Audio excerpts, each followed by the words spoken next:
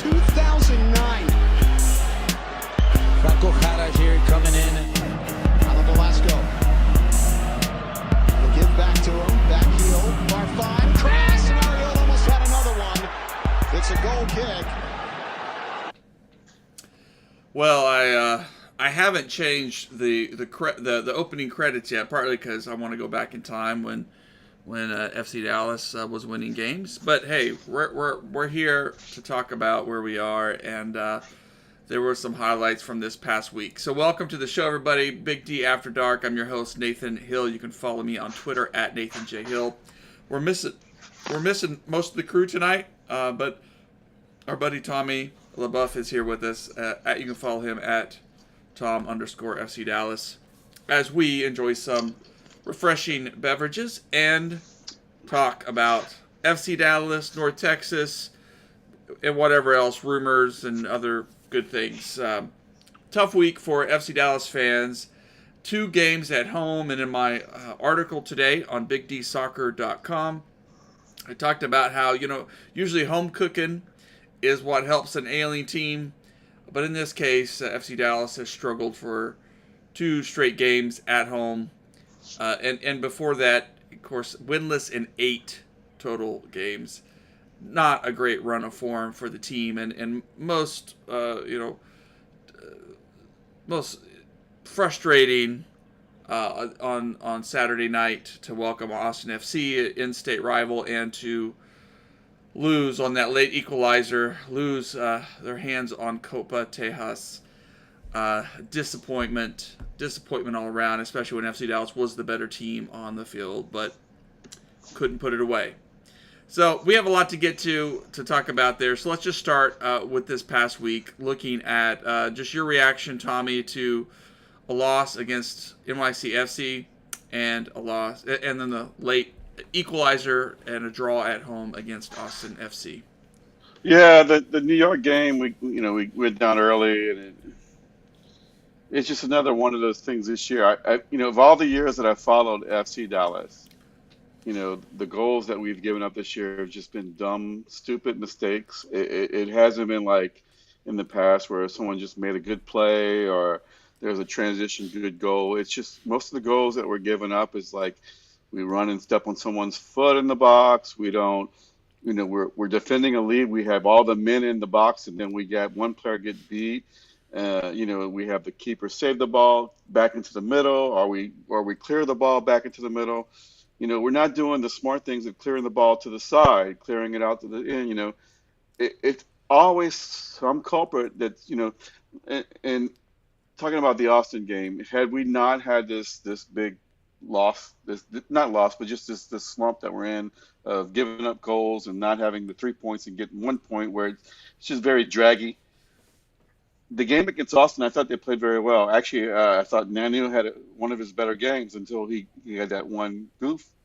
But, it takes 2 people in that play, and I pointed out that I thought Cirillo and Nanu were part of that goal to give up because they kind of relaxed. And that's, what happened with Tafari a few games back where he was supposed to be, defending the goal and the ball rebounds and he's watching it and someone else gets there before him and he just came on the field. So it's just another example where FC Dallas relaxed and, it was just 2 guys pressuring 2 guys on the ball. And I think the other thing is that, and I think listening to the post-game comments from Nico, which I know you have some clips later to bring up, but he's right when he says, if we score another goal here, and I'll bring you back a couple games to Houston, we had the keeper one-on-one, no one else but Jesus and the keeper, our U.S. national men's team forward, and a keeper, Houston keeper, MLS keeper, and we don't get a goal out of that, and we don't even go to the corner flag and waste a minute and win the game, right? We need some more production on those goals that we left on the field against Austin. I mean, how many? There was one pass where, just unlucky where Paul Arioli hits the post. Those are not going in for us, right? They're going in for the other team. So in a sense, Nico is right that it's an unfair sport. And I think right now they are getting some unfair things happening. But what's not fair or unfair is the mistakes, the dumb mistakes, not finishing when you have 2-on-1. You know, Velasco had hit Jesus against Austin, and it was Jesus against two players in a trailing Velasco that could have had the goal. Jesus slows down. He was ahead of the two defenders. He let them get in front of him and then tried a very lame move. Got a bad shot off right to the keeper. I mean, we all see the goals that give up those plays that, we say, hey, but that play is just as big as the other play, right? Because, like, if you score the goals, and the difference between 3 points and 1 point. And I'm not trying to say, be hard on Jesus, but he has to do better, in my opinion. Yeah. I mean, I think you're right. I mean, I think there's certainly blame to go around on this, but it's tough. It's tough, especially when it's one mistake. And sometimes, even those mistakes, they had a goof up early in the match. I think Hedges turned the ball over, and they didn't get punished for it. And sometimes that happens in soccer. And so I do get the argument from Nico and from others that, hey, sometimes these things happen. It's just the cruelty. The ball bounces a certain way. But they keep happening. For me, that's the that's the question mark of, like, what's right. And sure, I'm sure they happen to other teams too in this league, but it's been tough for FC Dallas for 8 games now, and these bounces keep happening. So there's something there that needs to be looked at. That's not just bad luck. Well, one thing everyone's talking about is the roster, right? You can see that Nico is going with the same players pretty much every game and very minimal changes. It's the same players. So, you kind of seeing maybe Jesus and Paxton are just been run to the ground too much. And, and then you have all the bad things happening. It's a mental thing. Here we go again. Even I posted in like 60 minutes, are we going to choke tonight? And we choked against Austin, right?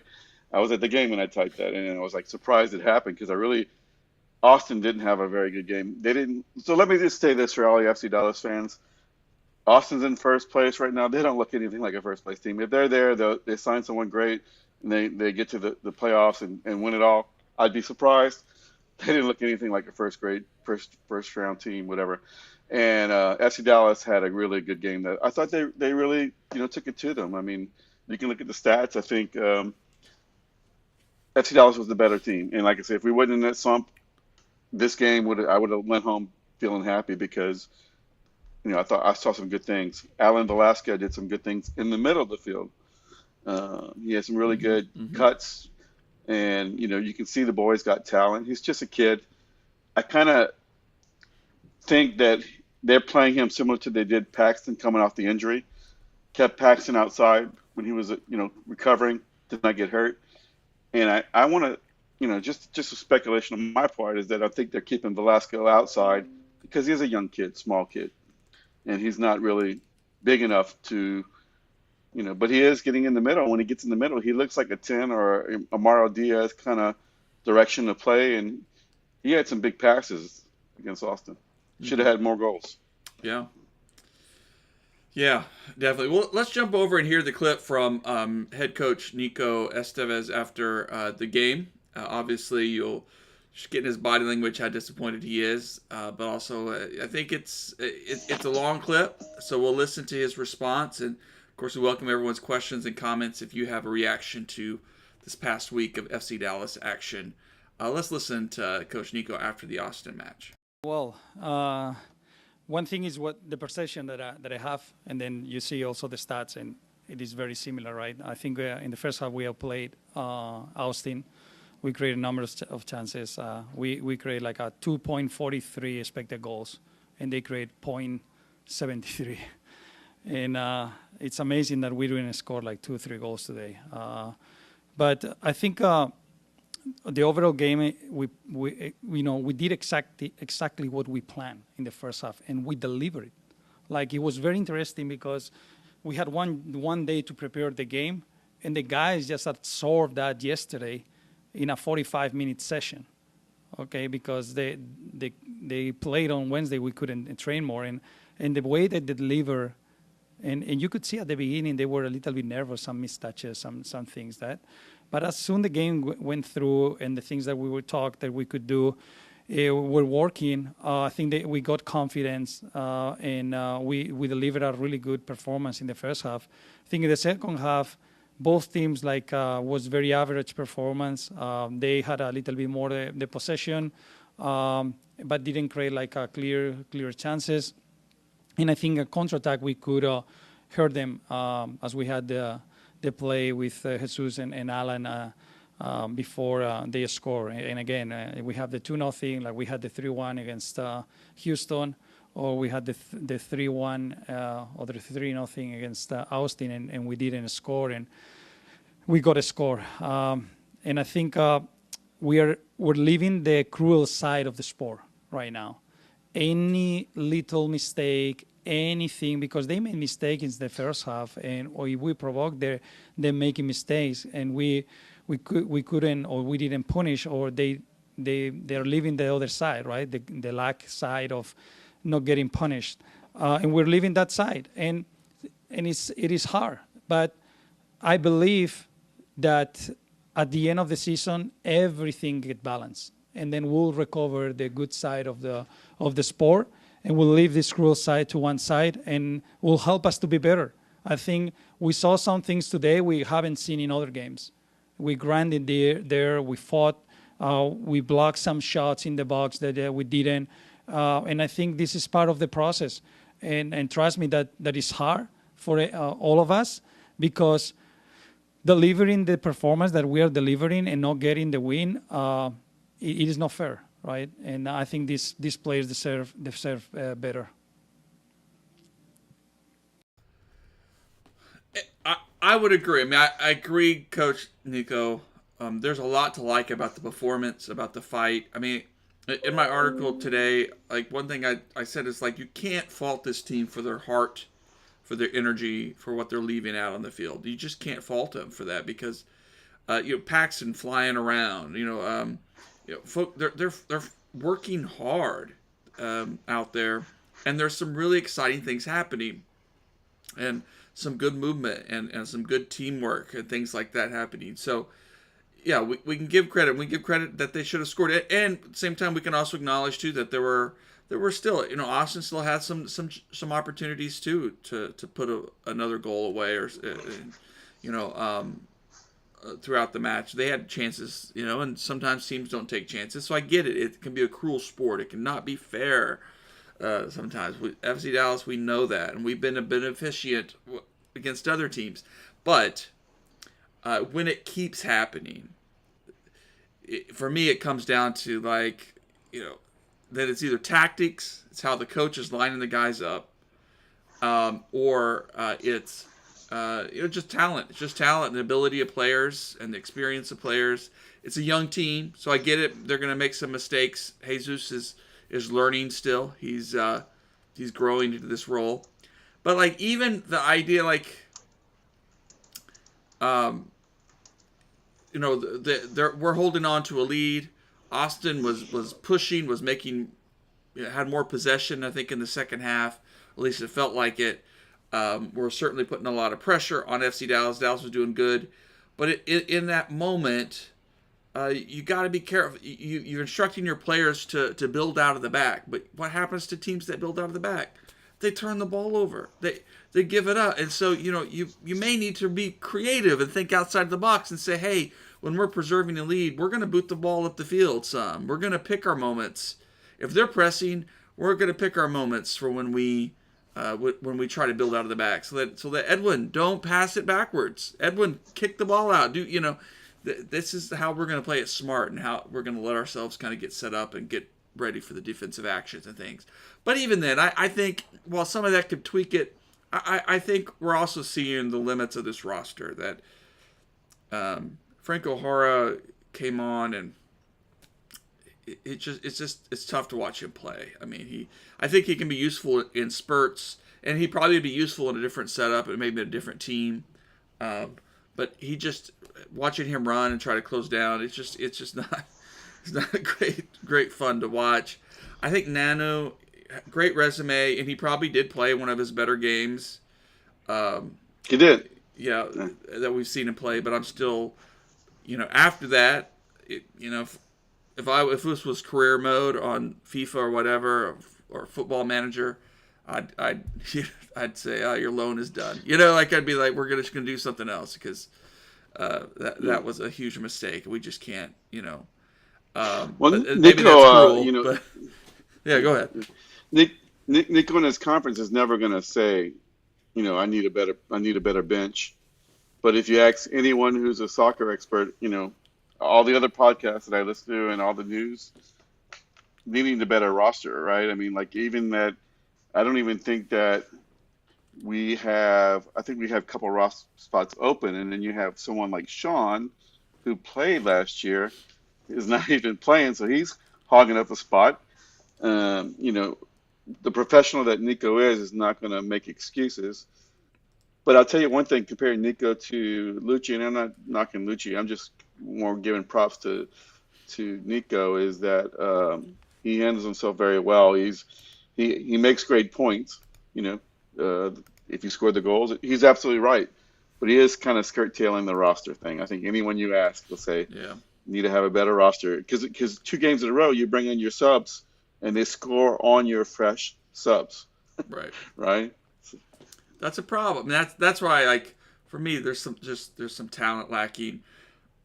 Yeah. And I think, are we seeing just the limits here of what some of these guys can do? Like Quinone, he's had some good games. He's looked much better this season, but he came on even in this second half and just, if we really need a player of that mold with that experience to come in and be that leadership and really make some key, hold up the ball, get the ball, get possession, break down Austin, and it doesn't really influence the game all that much. It's like FC Dallas was the one chasing, was just the one just trying to absorb, and so I just have a lot of questions around those tactics and the talent. Where's the Guerrero? Where's the Santos? Where's that guy that was making all those defensive plays last couple of years? We don't have anyone like that this year. I haven't remember any play where, this guy made a great play to save the ball in that position, right? Yeah. And I heard you say it earlier too, which I think is interesting, and I think even it's the acknowledgement from Nico that it's like, wait a minute, like. Is like, we need to score that second goal. We need to score. Well, you need to score the second goal because we have a propensity to give up. And certainly it's a talented league. It's good parity in this league. You're going to give up goals. Mm-hmm. But what wouldn't it be better to say, no, we just need one goal, and we should have the quality and the skill to lock the game down. Rather than like, we got to score again so that we give ourselves some cushion, but... Yeah, I don't see it as a coaching issue. I do see it as like, at some point the coach relies on the players to do what players do, is play good soccer, right? I mean, like what happened between Nanu and Cirillo has nothing really to do with coach, right? That's soccer 101, right? 001, it's just... Right. Those the decisions. And, for a kid like Edwin, he's still young, he's still learning the game. In some ways, you can forgive him a little bit, but for Nanu, who's supposed to be a veteran, who's played in the Champions League, you kind of think like, man, hey, we need a little something more. We need you to be clutch in that moment and to be the veteran on the field. And so, this roster's in a weird place. And plus, look at Austin. Last year, they just were really not a good team. Mm-hmm. It takes a year for someone to institute this kind of possession-based system, and so I think we're seeing those growing pains too. And we're seeing whether players are going to fit it or not, and that'll be some question whether going into the off season, regardless of what happens, that Nico will trim this roster some and make some moves and try to bring in guys who can actually do some of the things that he really wants to be done. So I just think we're seeing those issues, and we're just seeing the needs on this roster. So let's shift over there. Let's shift over from there, because you already mentioned Shun. That was one of the news pieces this week, that there's a loan deal being worked out to top flight team in Hungary. I think we all knew that, right? From Yeah. after a couple months when he wasn't playing, Yeah. okay, this guy's marked to go. And Go ahead. so, I'm sorry. well, no, I mean, so it'll be interesting to see if there's a purchase option on that or what. I'm sure Shun because he wants playing time, and he wants to be getting some minutes. For whatever reason, it's not working here. I mean, I would have loved to seen him over Obrian. I mean, I'm not convinced about Obrian at this point either. I think. Yeah, from what I saw last year, he was just as good to be a occasional starter. Yeah, but yeah, and Shun would at least give us a little something different on the field for the coach to try out. But hey, okay, it's just not if it's not working out, if it's not the fit in the locker room. And a loan deal is interesting because it does mean that maybe his value will be higher after the World Cup, and they'll get a bigger deal for him or something. And so maybe FC Dallas is just playing the long game on this. Then I want to say, I was going to just say, in my experience with things, it comes down.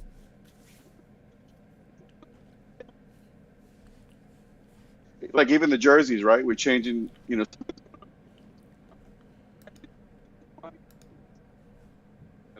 I have no, just speculate. Okay. Well, I don't know. Something happened on my end. You cut out a little bit from the mic. I'm not sure. Oh. It may have been. Okay, maybe my end. I'm not sure. I was just saying. I was just thinking it's coming down something to money with Sean. Mm-hmm. Either they're paying him too much or. Well, and the other little bit of a rumor is that supposedly Dallas is linked in a conversation about Richie Larea, Canadian national team fullback. I think he used to with Toronto. A good guy, a good skilled player. Would be an upgrade for us at outside back, just to get him minutes ahead of the World Cup. So that may be something that's being in conversation about. And especially with Farfan's situation, we could probably use another player to slot in somewhere and give us some flexibility. At least one, right? Yeah. At least one. Yeah. And so all this has raised the question. I've asked Nico a couple of times about the summer transfer window. Is the team going to be quiet? And he's been, kind of kept the same answer. They're not, they're looking for the right fit. They're looking for players that will improve the team, which is fine. Okay, I get it. But that he's happy with the squad he has. I appreciate he says that as a coach, because as a coach, I think you kind of got to, until you have more sway, you probably need to say that to get buy-in from your players. But I think we've seen, again, this past eight games that this team needs some help. This team needs an upgrade in certain areas. It needs guys who can come in and be of help off the bench. And since they're not really turning to any other young guys, we're seeing like Redzik for just a few minutes here and there. We don't know if those young guys could be that. Maybe they could, but if Nico's not trusting them, he's not trusting them. So it's a tough place to be. It's a tough. I'm hoping that we'll see some movements. In the past few days at Major League Soccer, I'm hoping so. Yeah, we've seen some interesting trades and things, and some of those guys, you're like, hey, we'd love a young third striker. Why not? Why not take a chance on him?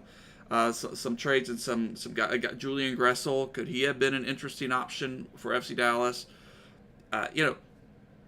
But FC Dallas so far hasn't been a part of those moves, and so we'll have to see. I'm nervous if they don't make some moves. If they don't at least bring in a couple of guys to just help push and keep the other guys on their toes to, add a little more competition. Yeah. Right now, I see the team as, fighting for the last playoff spot and getting in as a luck chance to advance. Anything can happen when you get in, but I don't think they're good enough to win the cup. But to make the playoffs, they might win a game or get lucky. But, they got to quit the dumb mistakes and score goals. And plus, at the end of the year, how fresh is Jesus and Paxton going to be after all these minutes, right? Yeah.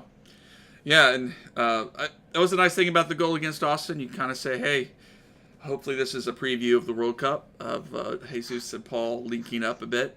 Yeah, that was a great goal. Yeah, it was fun.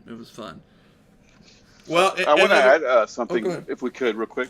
I was going to just say is that I think one story that's been missed with the last game with Austin, and I didn't get to go to the other game that was in Austin, but what we're seeing here is, the fans from different teams in one stadium. I don't know where else in MLS you see that.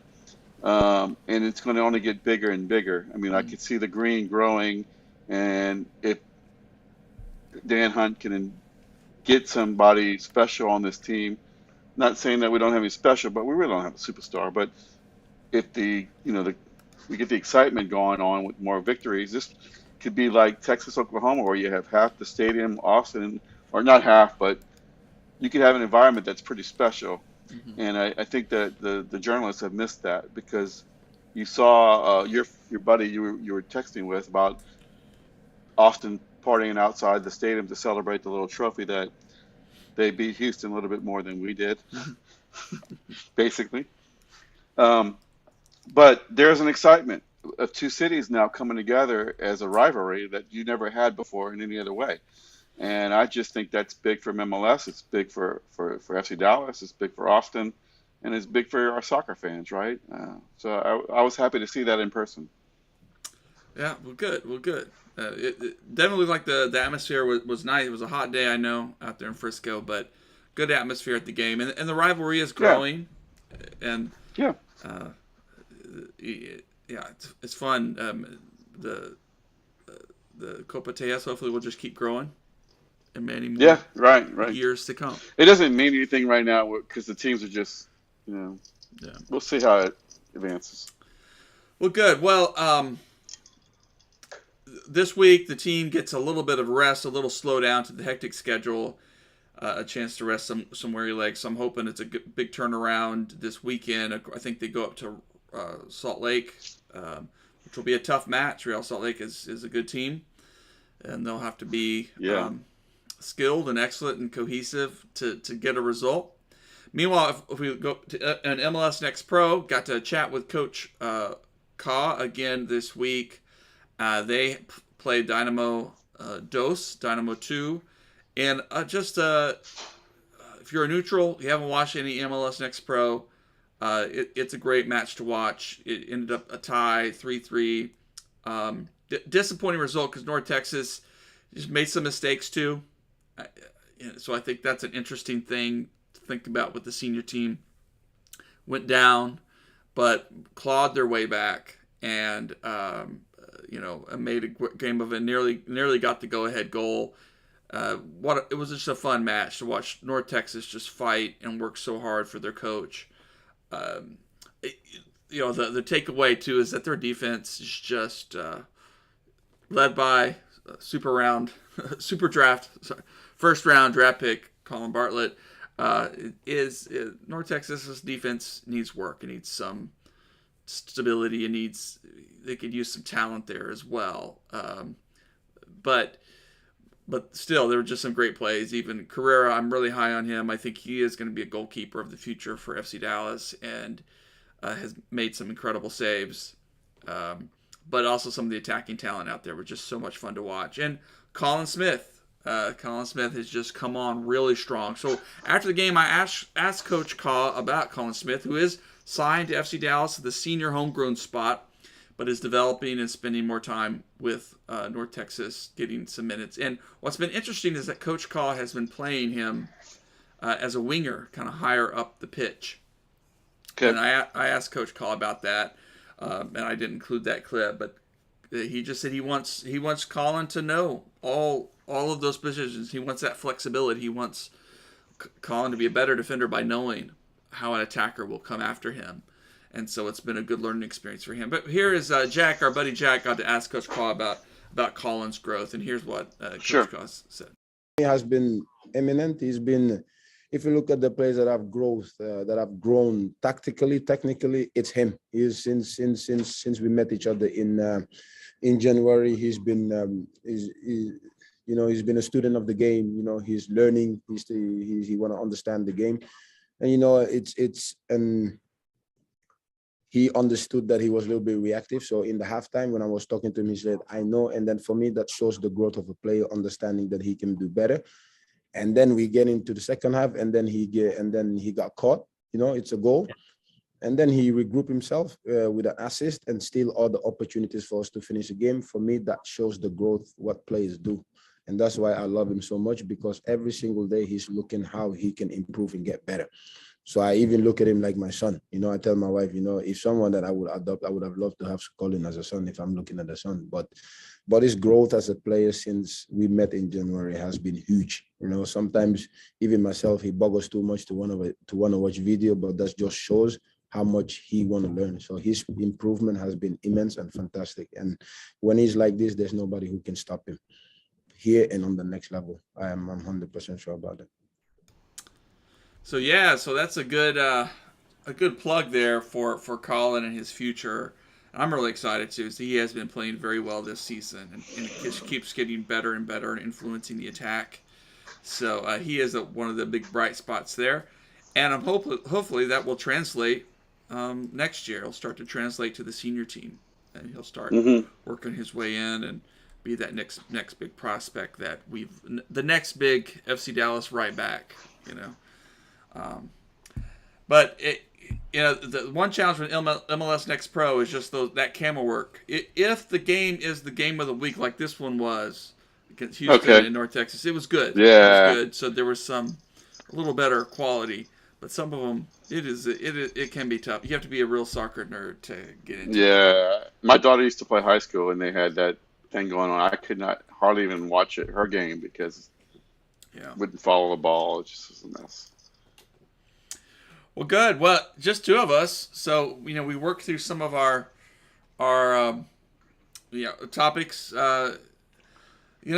So Tommy, you've been the schedule. Yeah, I was going to just say real quick, the schedule coming up is really gruesome. I'm looking at it right now because they have to travel out to Salt Lake for the 23rd, come back, play the LA Galaxy. Then they're going to play Seattle and Portland out on the West Coast, and I would assume they're going to just stay out there since they play Seattle August 2nd, and then 4 days later play Portland on August 6th. A lot of travel there to come back, to go back, and then they come back home to play San Jose. So they have a tough 1, 2, 3, 4, 5, 6 games coming up with, And in the Big D Slack channel, we were talking about this today, that there's only 6 home games left. So my question was, let's just assume, we know we can't really assume, but if FC Dallas at least wins their 6 remaining home matches, that's 18 more points.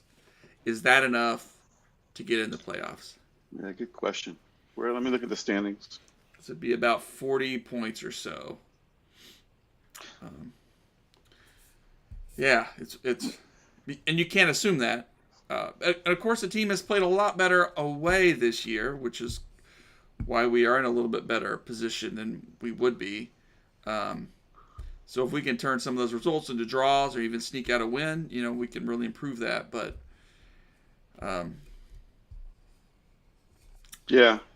it's going to be interesting to see.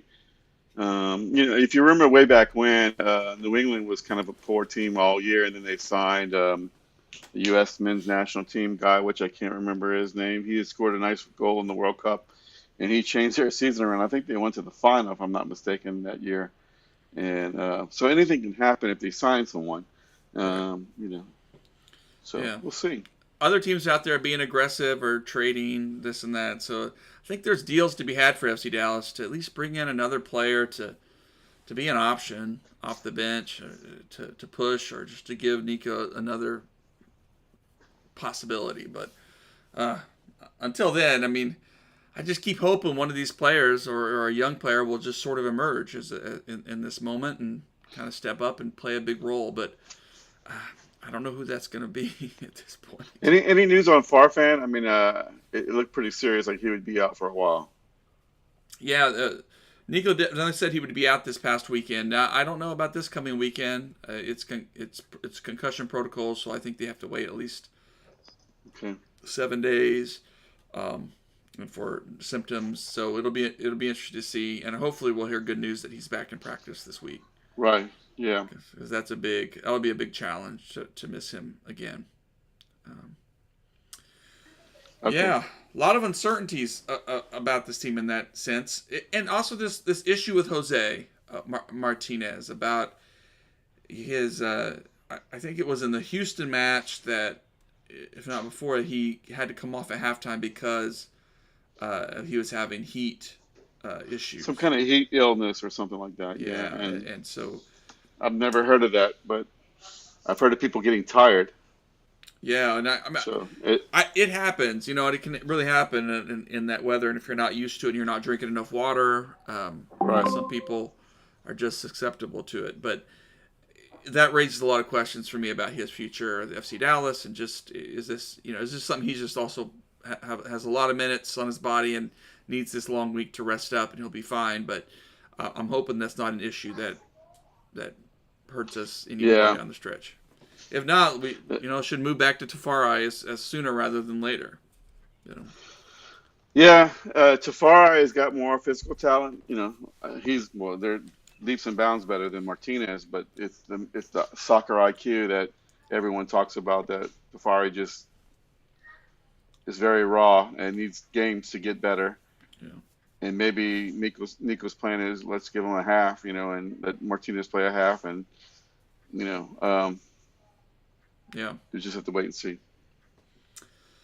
Yeah. Well, interesting time to be an FC Dallas fan, and I'm still hopeful with Nico. I like what I like what he's doing. I think we do need to have some patience here and trust that he can figure this out with the team. And if not, then next year he'll go into with a lot more wisdom and knowledge of how to get more out of this squad and help them take the next step. But It's still a very young squad, and I think with the young, you also see that we have a lot of players who are small in stature, and I think that's also a disadvantage that the coach has is that you're younger, but you're also smaller, and look up, you got Obrian, Velasco, Siki, quite a few players that are not big for set pieces. So, if you remember when we played New England, I think they were just serving balls in the middle the whole game. That was their tactic. And I think if I played FC Dallas, I would just lob balls into the box and have a big target out there because we don't have height, right? But yeah. well, good. Well, all right. I guess we're going to leave it there. I think we hit on all the major news. Oh, the other good news is that Paul Arriola and Jesus Ferreira did make the All-Star team. So congratulations to them. Definitely deserve it. Paul has been just a great purchase. A great trade, great outlay of expenses for him. Great part of this team. It's fun to watch him play. And fun to watch him link up with Jesus, and Velasco too is still growing into this role and getting better, but he's fun. Paxton's having a good season. So much to like about this team and still feel really positive about it. Even at the same time, it's a work in progress. And it's work in progress. And on Jesus, his shot, he gets space in that shot. He's very deadly, but and his game is still, he's still, getting better and better. He's got more levels to achieve, and dribbling, and it's only coming in time. And same thing with Paxton, right? Remember where Paxton was last year? He was out in the wing. Paxton's having great games now. He just needs to get to that other level. And heard other people say he's got to get into the box and make a better pass or get some goals, get some assists. He's just a little bit, one more level, a couple more levels better to get really stardom, right? So. Yeah, I agree. Well, good. Well, let's leave it there. We'll make it a short and sweet show with just the two of us. Thanks, Tommy. Thanks, everybody, for watching. Of course, you can subscribe to the audio version of this podcast wherever you find podcasts, wherever you get them. They'll be available probably by tomorrow. And of course, stay healthy. And let's stay rooting for FC Dallas. Even as we endure an 8-game winless streak, let's hope that it changes. Fortunes change this weekend. All right? Yes. All right. Good night, everybody. Good night.